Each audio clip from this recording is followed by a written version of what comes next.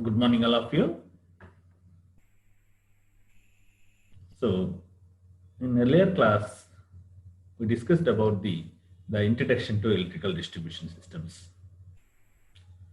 So, in electrical distribution system, what is the electrical distribution system, and what are the types of electrical distribution systems? What is the primary distribution? What is the secondary distribution? All these details discussed thoroughly in earlier class.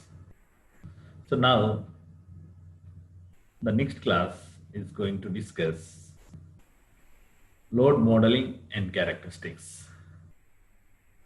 So the classification of loads we know. Classification of loads in the sense based upon the consumer utilization, the loads are classified into commercial loads, residential loads, agricultural loads, and industrial loads like this. Yes, but classification is completely different with the modeling. So how the loads are to be modeled and what's the nature of the characteristics is. So let us see here.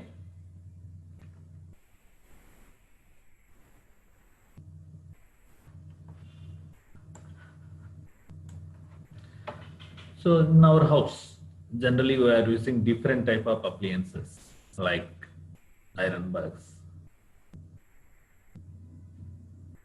different types of lights, different types of tubes, and various appliances. All those appliances has a different power rating, and those voltage and currents are varies according to their demand, their power rating. For example, a 15 watts a LED lamp you are taking. So the supply voltage is 220, 230 volts constant, and the current has to be changed. But a iron box you are taking, the supply voltage 230 volts is constant, the current has to be changed. Ultimately, it meets the power demand required for the iron box. So therefore, based upon the rating of the appliance, it consumes the current, otherwise voltage. So now see here, many electric appliances and devices have an electrical load that varies as a supply voltage is changed. Yes, generally these loads are grouped into three categories depending on how their demand varies as a function of voltage. So those are generally three types. The first one is the constant power loads. Constant power loads where demand is constant regardless of voltage. And the second one is the constant current loads. Demand is proportional to voltage. And another one is the constant impedance loads where demand is proportional to square of the voltage. So in a house, we are using different types of loading equipment like resistive loading, inductive loading, and capacitive loading. But while calculating the total demand, total power of a consumer, it is at any instant of the time, at any instant of the place, it is a combination of constant power loads, constant current loads, as well as the constant impedance loads. So therefore, load at any point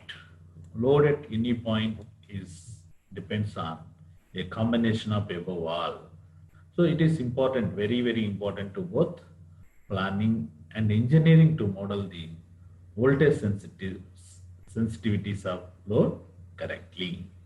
So as per this point, at any instant of the time, the load is a mixture or combination of the constant power, constant impedance, and constant current loads. So therefore, it is very careful to planning and engineering the voltage sensitivities of load correctly. So for example, what loads are comes under the constant power loads, what loads are comes under the constant current loads, like this. So we are all having different kinds of appliances in our houses. So for example, incandescent lighting, normal 60 watts and 100 watts it is available in market, and resistive water heaters, shunt compensation, and other many loads are comes under the constant impedance loads, where the power factor is going to be unity. And induction motors whose rating is constant is, and controlled power supplies as well as tap changing transformers in the power system are relatively constant power loads. And all electronic gadgets which are using thyristor application drives are relatively constant current loads. These are the examples for various kind of load modeling. So almost in our houses, all are utilizing these type of loads. So those based upon the nature of the load comes under either constant impedance or constant power or constant current loads. Yes. So at any instant of the time, how these loads are to be modeled in the form of a total power, which is a sum of the real power as well as the reactive power, is mathematically how these models can be expressed in terms of the real power as well as the reactive power. See the real power P. So which is equal to P power 0 into V by V power 0 whole power n. This is the expression for real power, or real power is to be modeled.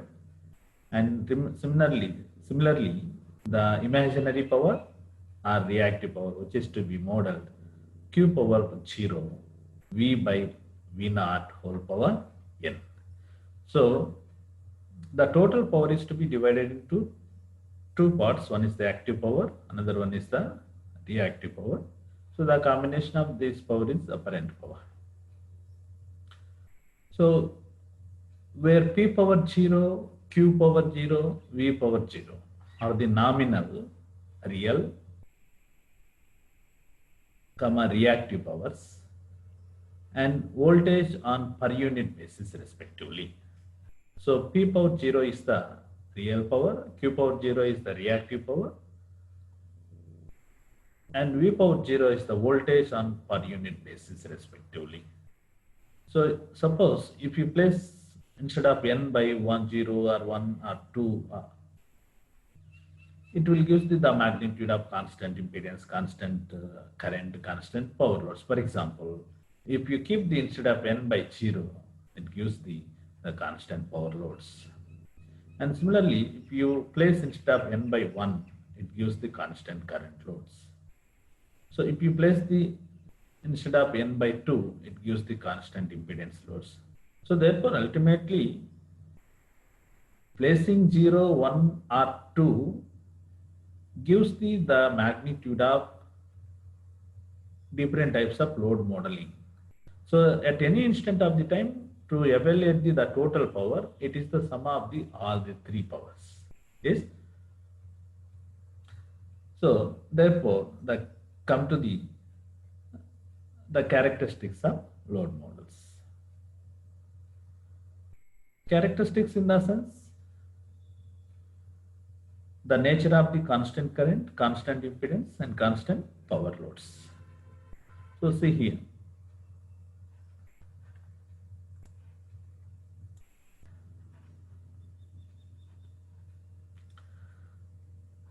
The response of nearly all loads to changes in voltages can be represented by some combination of constant power, constant current, and constant impedance. Already we discussed that.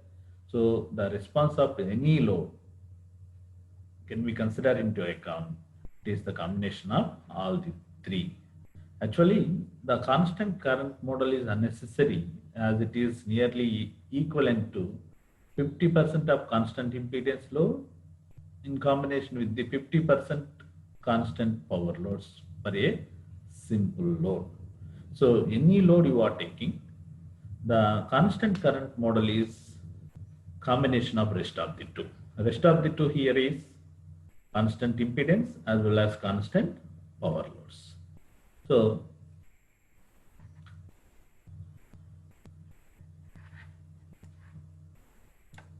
the constant power type load representation is severe representation from the system stability point of view because it amplifying the voltage oscillations.